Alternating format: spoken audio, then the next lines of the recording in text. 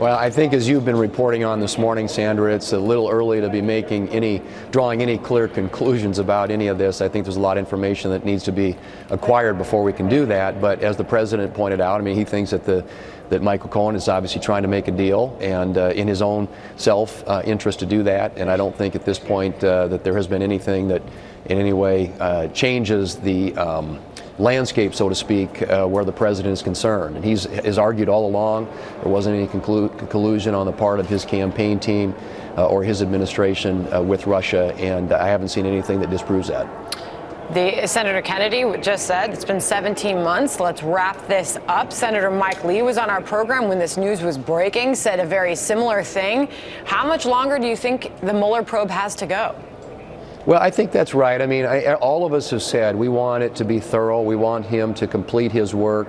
But at the same time, it can't just go on forever. And the longer these things drag on, it's just it gets, I think, very wearing on the American people. And there should be a point at which they've done their work. They've asked every question they possibly can. They have interviewed every person they possibly can.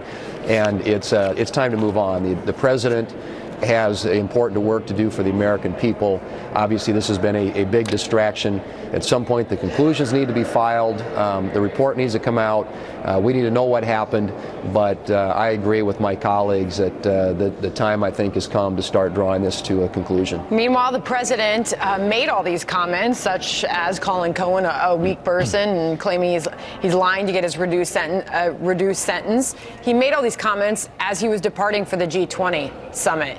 This is going to be big, and he made some news there outside of the White House saying about his meetings with world leaders. President Xi, obviously, he'll be meeting with, but President Putin of Russia, I will probably be meeting with Putin. A good time to be having this meeting.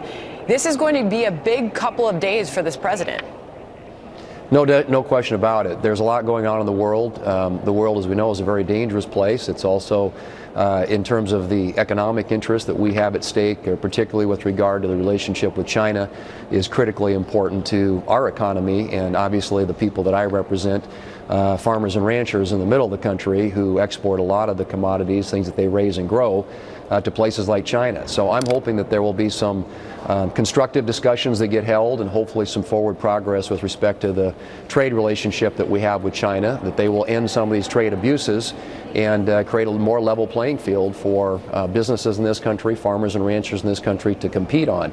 And with respect to Russia, I hope the president delivers a very stern message, and I hope he uses this opportunity to unify the international community against what the Russians are doing and make it very clear that this flagrant violation of Ukraine's sovereignty and of international law won't be tolerated.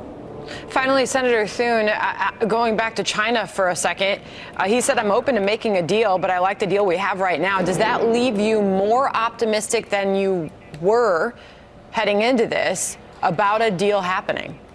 Well, I think that the thing that the president is his thing. He loves to negotiate, and obviously he likes to go into a negotiation with as much leverage as he possibly can have. And I do think that this president, with respect to how he's handled the situation with China, is projecting strength, and the fact that China needs America more than we need them. And I think that, I'm hoping at least, that as a result of the discussions that occur in Argentina and then hopefully subsequent to that, that we end up with a new trade deal with China that actually does open up their market. It gives them it gives our producers the access to their market, the same access that their businesses have to ours. And I think in the end, that's what he's trying to get.